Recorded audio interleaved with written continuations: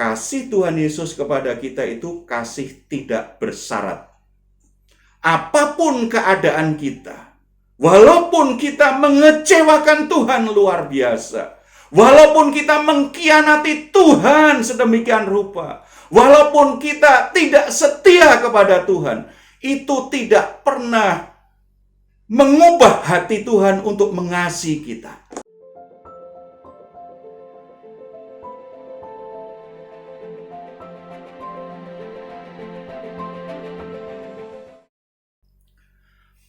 Salam saudara-saudara yang dikasihi oleh Tuhan Yesus Kristus. Kalau kita beli sesuatu biasanya kita akan langsung melihat. Jadi setiap produk itu pasti ada ciri khasnya. Warna biru misalnya. Warna biru itu produk apa? Warna oranye itu produk apa? Orang mengenali dari warnanya, bentuk barangnya, misalnya begitu. Itu bisa dikenali karena ada ciri khasnya. Demikian juga dengan kehidupan Kristen. Itu ada ciri khasnya. Kehidupan orang Kristen itu unik, istimewa, punya ciri khas yang bisa dikenali di tengah-tengah dunia ini. Apa sebenarnya ciri khas kehidupan kekristenan itu? Ada banyak orang akan bilang pasti jawabannya kasih. Tidak salah. Karena memang ciri khas kehidupan Kristen adalah kehidupan yang di dalam kasih. Kehidupan di dalam kasih itu sebuah kehidupan yang menunjukkan bahwa kita berbeda dari orang di dunia ini. Kita adalah murid-murid Kristus, kita adalah pribadi-pribadi yang sudah diselamatkan oleh Tuhan. Cuma apa sebenarnya yang dimaksud dengan hidup di dalam kasih itu? Mari kita baca dari 2 Yohanes pasal yang pertama ayat 4-6. Kita akan membacanya bersama-sama. Aku sangat bersuka cita bahwa aku mendapati bahwa separuh dari anak-anakmu hidup dalam kebenaran sesuai dengan perintah yang telah kita terima dari Bapa. Dan sekarang aku minta kepadamu, Ibu, bukan seolah-olah aku menuliskan perintah baru bagimu, tetapi menurut perintah yang sudah ada pada kita dari mulanya, supaya kita saling mengasihi.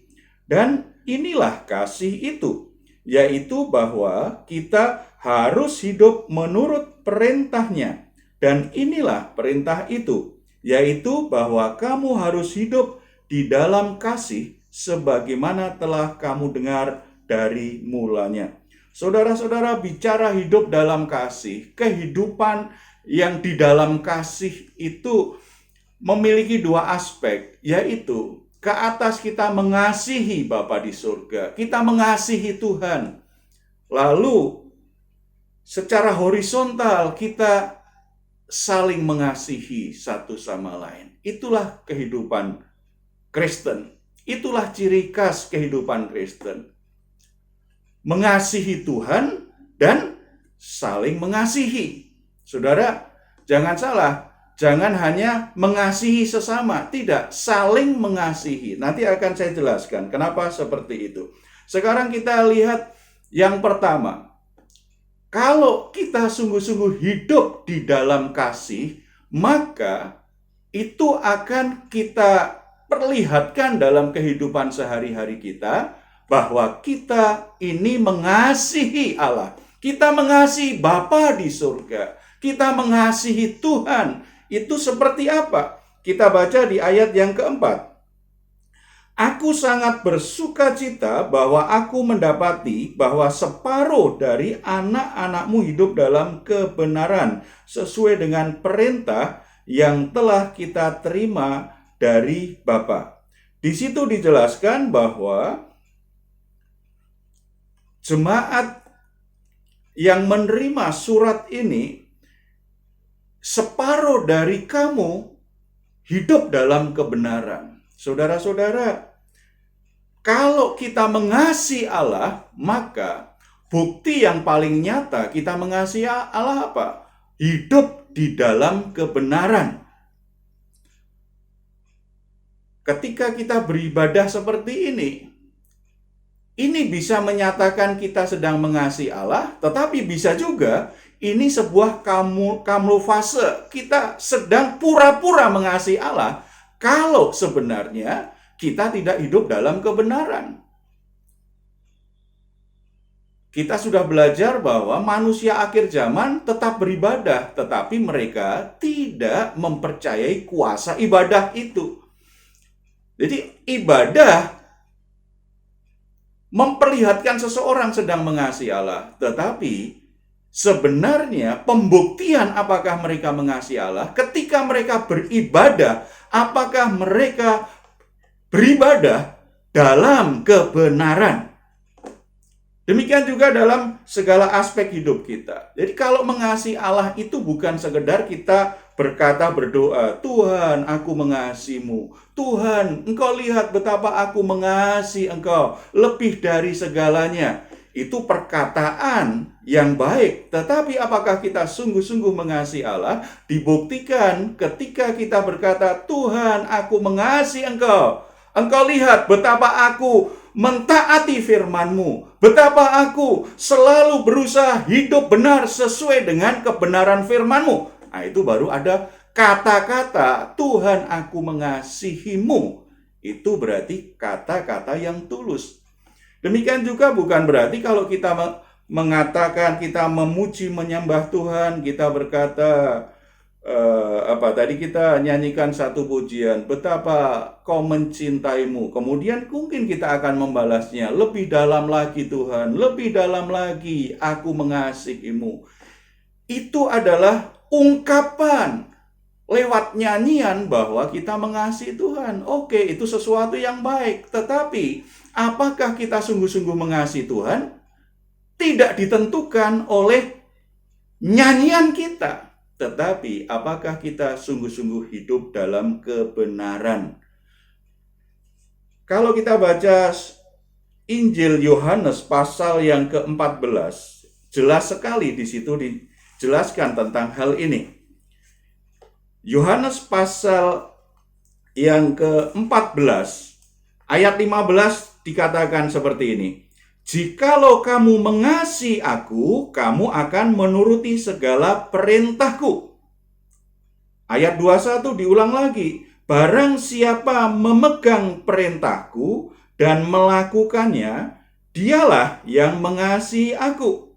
Ayat 23 ditegaskan lagi. Jawab Yesus, jika seorang mengasihi aku, ia akan menuruti firman-Ku. Dan Bapa-Ku akan mengasihi dia, dan kami akan datang kepadanya dan diam bersama-sama dengan dia. Jadi saudara-saudara, hidup dalam kasih, yang pertama kita mesti mengasihi Tuhan. Bukti mengasihi Tuhan itu bukan kata-kata atau lagu kita.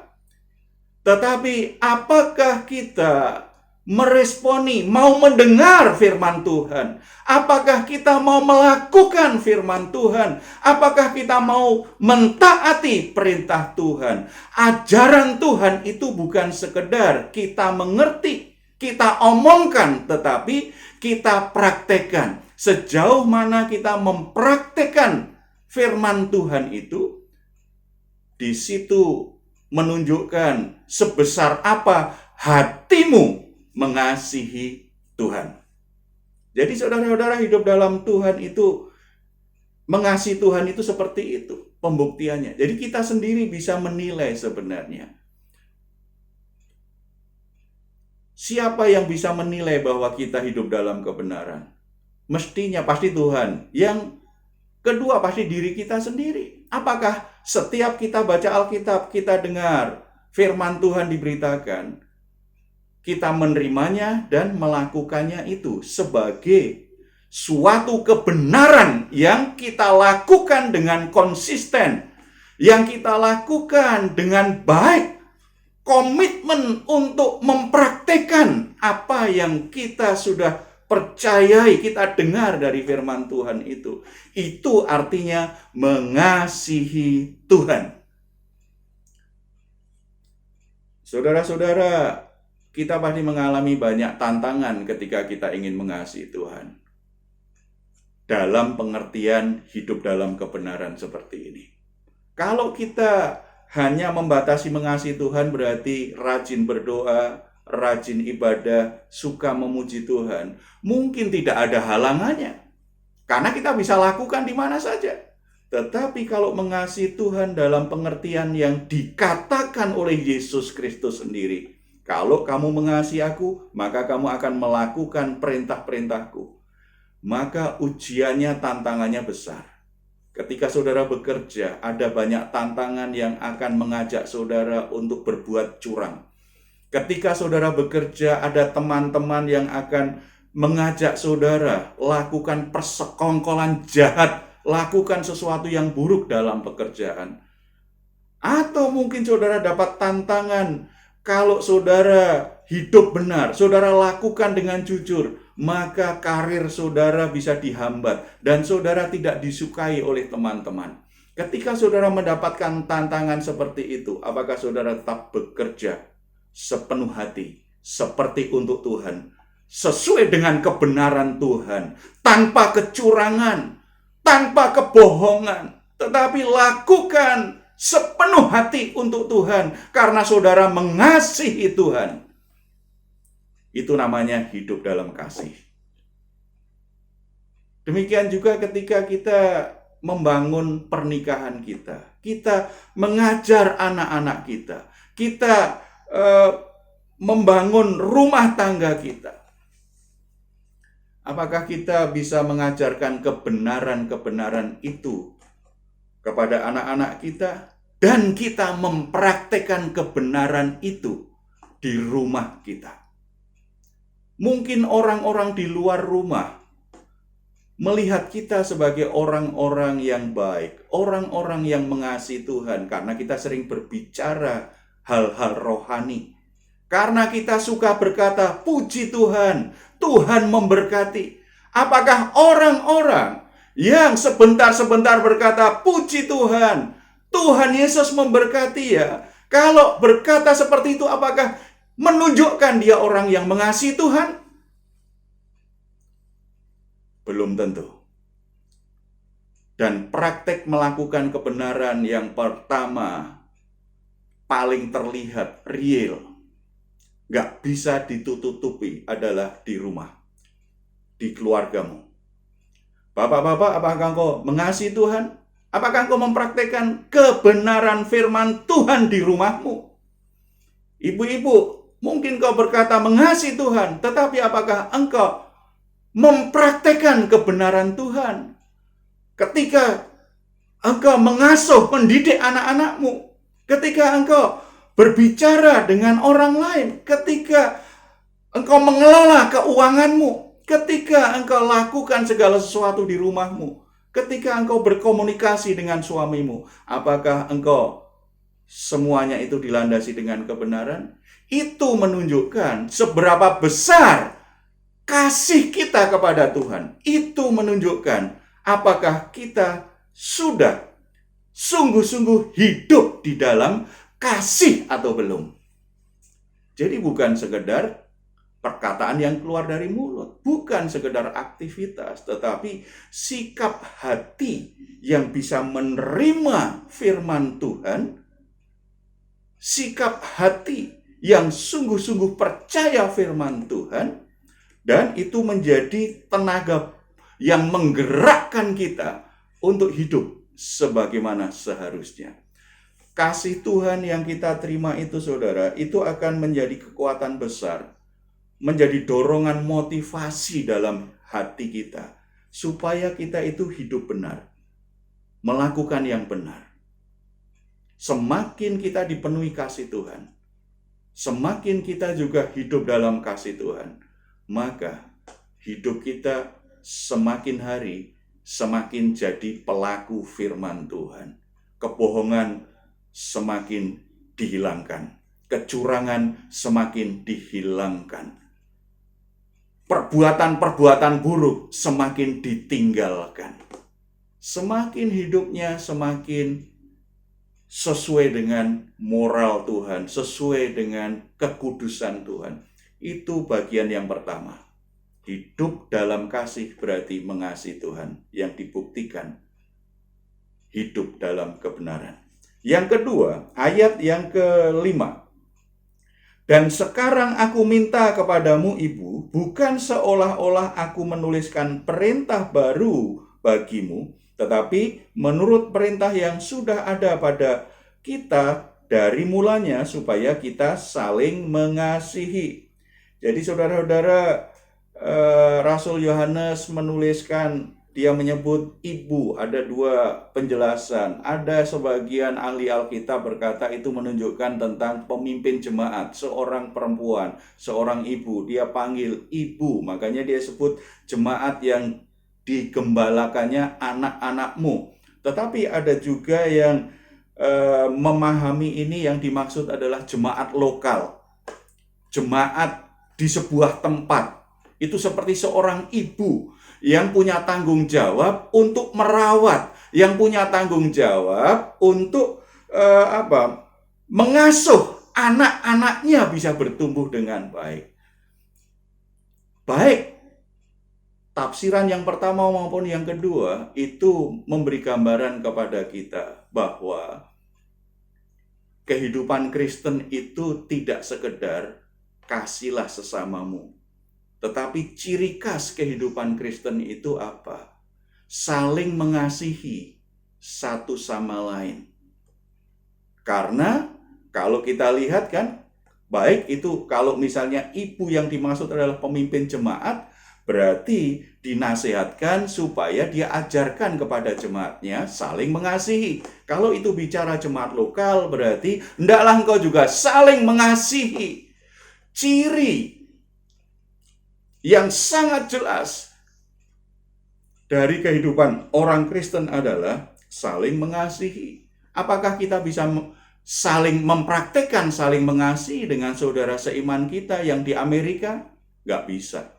Apakah kita bisa mempraktekkan saling mengasihi dengan saudara kita yang beda kota? Nggak bisa. Kita hanya bisa saling mengasihi ketika kita ada di dalam sebuah gereja lokal. Ketika kita punya ikatan persaudaraan, komunitas rohani atau keluarga rohani di sebuah tempat di mana kita bertumbuh bersama-sama seperti sebuah keluarga. Saudara-saudara, dikatakan di situ, aku tidak memberi perintah baru. Sebenarnya ini perintah yang sudah pernah diberikan kepadamu.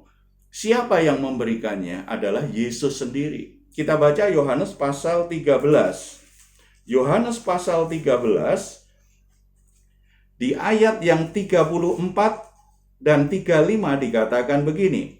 Aku memberikan perintah baru kepada kamu, yaitu supaya kamu saling mengasihi sama seperti aku telah mengasihi kamu, demikian pula kamu harus saling mengasihi. Dengan demikian, semua orang akan tahu bahwa kamu adalah murid-muridku, yaitu jikalau kamu saling mengasihi. Itu yang saya katakan tadi. Apa ciri khas kita sebagai orang Kristen?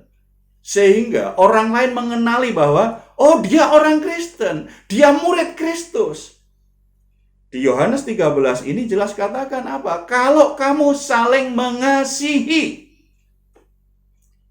Kalau orang Kristen hidup masing-masing. Nah, kalau dia lagi suka, dia mengasihi orang lain, dia bantu orang lain, dia perhatikan orang lain. Tetapi kapan dia membuka hatinya untuk dikasih orang lain juga?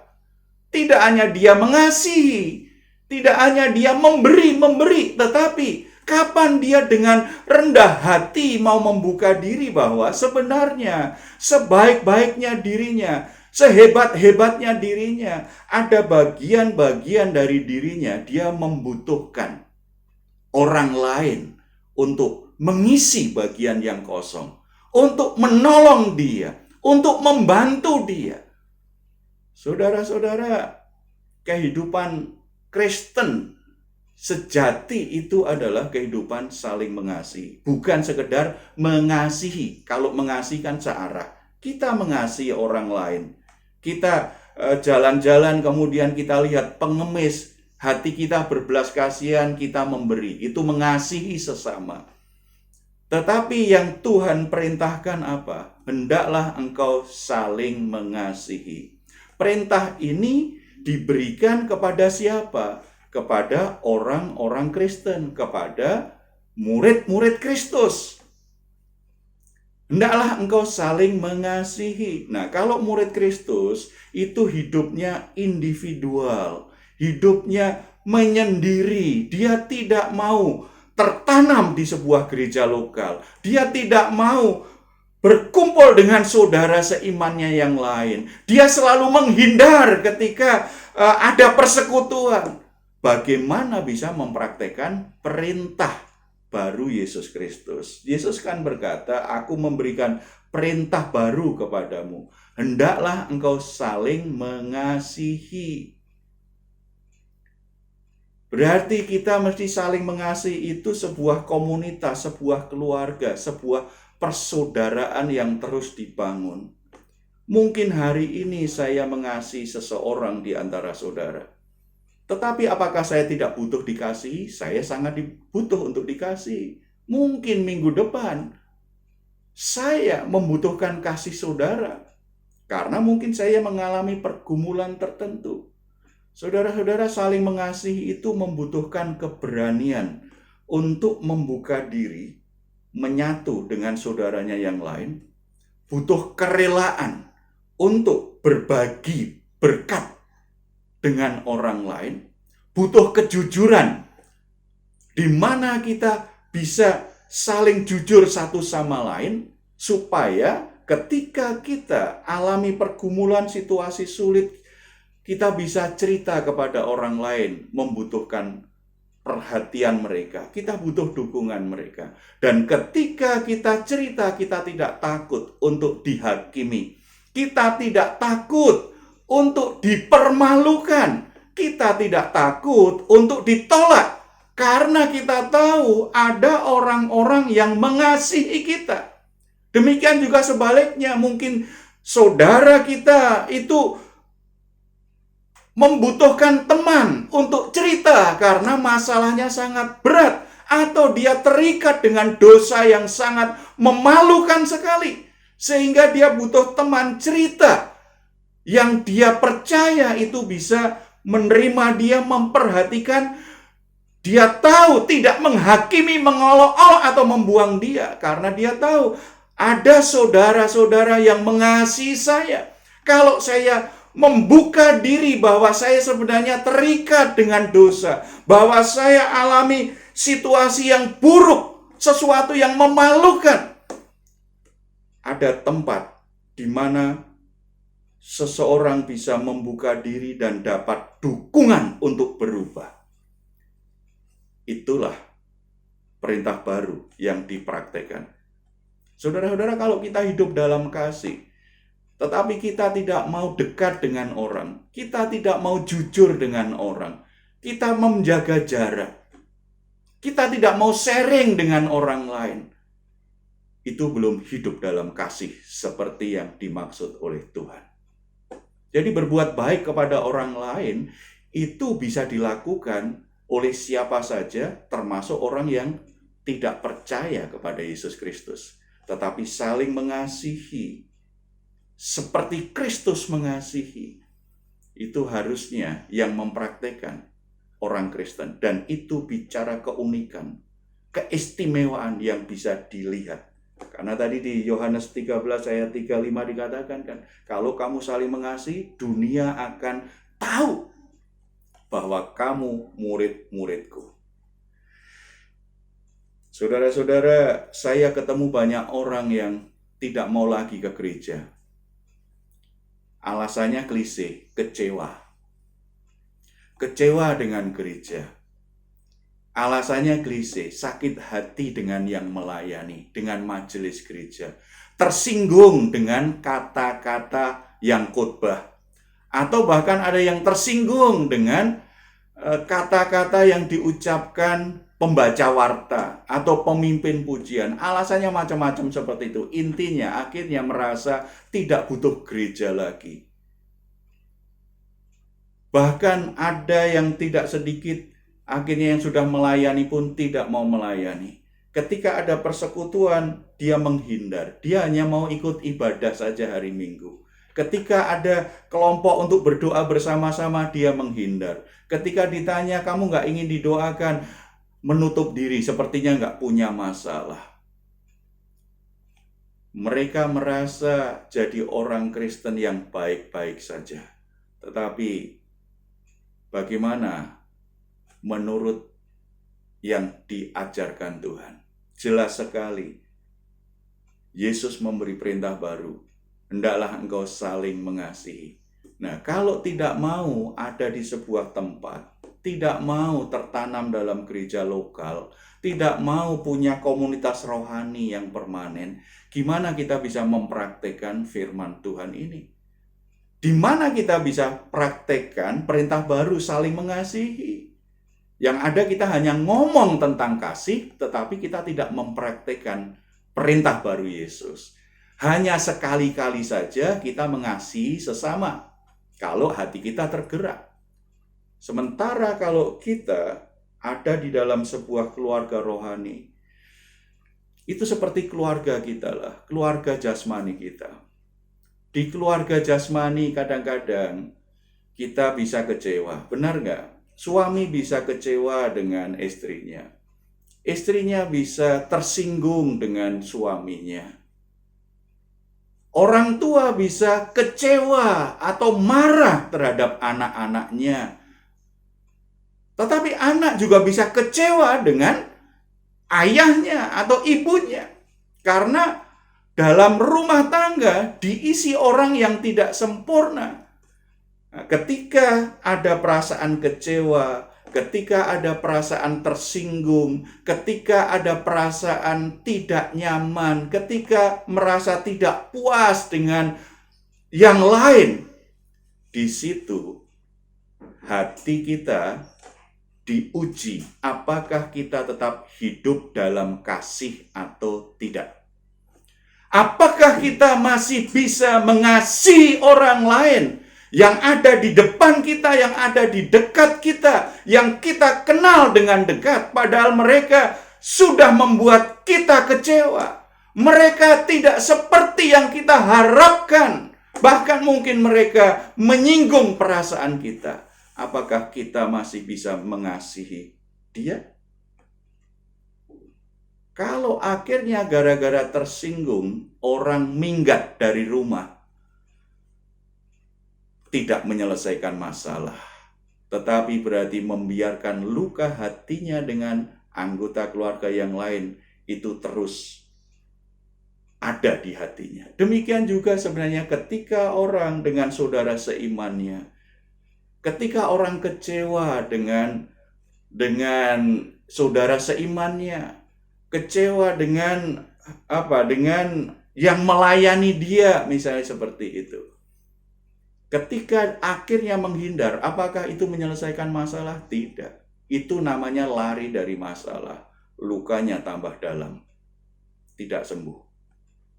Makanya Yesus berkata, hendaklah kamu saling mengasihi sama seperti aku telah mengasihi kamu. Demikian pula kamu harus saling mengasihi. Jadi saudara, kita mengembangkan, mempraktekkan saling mengasihi dengan orang-orang dekat kita. Standarnya, ukurannya apa? Bukan perasaan. Kalau aku suka ya aku mengasihi. Kalau enggak aku diem aja lah, aku menghindar saja lah, aku menutup diri saja. Kalau aku enggak suka ya udah diem saja. Tidak begitu. Sama seperti Yesus mengasihimu. Sama seperti kasih Kristus kepadamu. Demikianlah kita harus saling mengasihi satu sama lain. Kasih Kristus seperti apa? Apakah kasih Kristus bersyarat terhadap kita? Kalau kita baik-baik saja, Tuhan mengasihi kita? Kalau kita lagi jadi anak manis, baru Tuhan mengasihi kita. Apakah kalau kita doa kita 1 jam, baru dikasih oleh Tuhan? Apakah kalau kita menyanyi, suara kita keras, baru dikasih Tuhan? Tidak. Kasih Tuhan Yesus kepada kita itu kasih tidak bersyarat. Apapun keadaan kita, walaupun kita mengecewakan Tuhan luar biasa, walaupun kita mengkhianati Tuhan sedemikian rupa, walaupun kita tidak setia kepada Tuhan, itu tidak pernah mengubah hati Tuhan untuk mengasihi kita. Itu tidak mempengaruhi hati Tuhan tetap mengasihi kita. Kasih Tuhan itu sempurna. Kasih Tuhan itu tanpa syarat. Bahkan ketika kita sudah bertobat, tetapi kita masih jatuh bangun di dosa-dosa yang itu-itu. Kita masih sering lakukan ketidaktaatan terhadap Tuhan. Kita masih punya banyak kelemahan, banyak keburukan. Berapa sering kita gagal hidup benar sebagai orang Kristen. Tetapi Tuhan tetap menerima kita apa adanya. Tuhan menerima diri kita. Tuhan tidak pernah memaksa kita harus seperti orang lain yang kelihatan lebih baik dari kita. Tidak. Siapapun datang kepada Tuhan diterima apa adanya. Latar belakangmu seperti apa? Saudara badanmu tinggi atau pendek, kurus atau gemuk, saudara cantik atau orang lain bilang buruk. Walaupun penampilanmu mungkin gak menarik menurut ukuran orang, saudara diterima apa adanya. Seperti Tuhan menerima orang yang mungkin membanggakan diri dengan kecantikannya. Kasih Tuhan kepada kita itu tidak dipengaruhi juga kesempurnaan kita. Setiap kita istimewa dan berharga di mata Tuhan. Berapa kali kita jatuh dosa? Berapa kali kita sengaja tidak lakukan kebenaran? Seberapa besar, seberapa sering kita lakukan dosa? Tidak pernah menghabiskan kasih karunia Tuhan. Karena kasih karunia Tuhan melebihi semua dosa dan pelanggaran kita. Pengampunan Tuhan tetap selalu tersedia bagi orang-orang yang mau mengaku dosa dan bertobat. Saudara-saudara, kasih yang seperti itu yang diberikan Yesus kepada kita. Dan kasih yang seperti itu juga yang Tuhan perintahkan kepada kita untuk kita lakukan dalam persekutuan kita dengan saudara seiman kita. Saling mengasihi dengan kasih Kristus. Jadi kalau kita kecewa, akhirnya kita menutup hati kita jadi dingin dengan seseorang. Kita sedang tidak mentaati perintah baru Yesus. Jadi kalau kita karena tidak puas dengan seseorang, akhirnya kita tidak peduli lagi dengan orang itu. Kita sedang tidak mentaati perintah baru Yesus. Berarti kita tidak sedang hidup di dalam kasih. Kita sedang dingin hati kita untuk mengasihi. Itu bahaya. Salah satu yang ditegur Tuhan, kalau kita pelajari Wahyu, kejatuhan paling dalam dari jemaat itu apa? Kasihmu mulai padam. Engkau mulai kehilangan kasih mula-mulamu. Engkau menjadi suam-suam kuku. Kasihmu itu tidak lagi berkobar-kobar. Kalau kita mengasihi Tuhan, makanya prakteknya apa? Hidup dalam kebenaran, tapi juga sekaligus mengasihi orang lain. Dan mengasihi orang lain yang Tuhan perintahkan secara khusus apa? Tidak hanya mengasihi orang lain, hiduplah saling mengasihi. Berarti dengan orang-orang terdekat itu kita harus benar-benar mempraktikkan saling mengasihi. Karena di situ karakter kita, kasih kita dibentuk oleh Tuhan. Kalau kita ketemu orang dekat kita mengecewakan kita, itu berarti Tuhan sedang menambah-nambahkan kasih karunia di hati kita. Ketika kita, misalnya orang satu rumah, orang satu gereja, mengecewakan saudara, tetapi saudara tetap mengasihi dia, berarti hatimu semakin dipenuhi oleh kasih Kristus. Kalau kasih Kristus semakin memenuhi hatimu, maka saudara akan semakin punya kekuatan hidup dalam kebenaran. Jadi ada kaitannya selalu begitu. Kebenaran dan kasih itu selalu ada kaitan yang tidak terpisahkan. Dan itu harus dilakukan bersama-sama. Ayat yang ke-6 menjadi sebuah kesimpulan kita yang Tuhan kasih. Dan inilah kasih itu, yaitu bahwa kita harus hidup menurut perintahnya. Inilah kasih itu. Jadi kalau kita bicara tentang kasih, ini yang dimaksud oleh Tuhan. Kalau Tuhan bicara tentang kasih, ini yang dimaksud. Inilah kasih itu. Yaitu kita harus hidup menurut perintahnya. Tadi hidup dalam kebenaran. Jadi jangan bicara tentang mengasihi Tuhan kalau saudara tidak mentaati firman Tuhan. Yang kedua, dan inilah perintah itu. Perintahnya apa? Bahwa kamu harus hidup dalam kasih. Jadi ternyata dari berbagai perintah yang Tuhan berikan, seringkali kita mengabaikan satu perintah karena kadang-kadang itu mengganggu perasaan kita dan kita tidak suka. Itu mengganggu ego kita, yaitu mengasihi. Mengasihi orang lain. Tanpa syarat, apa adanya. Memberi pengampunan kepada orang yang walaupun dia tidak pantas untuk diampuni. Perintah itu seringkali kita abaikan. Tetapi hari ini Tuhan mengingatkan. Ternyata saling mengasihi itu perintah Tuhan. Kalau saudara mengasihi Tuhan, saudara hidup dalam kasih.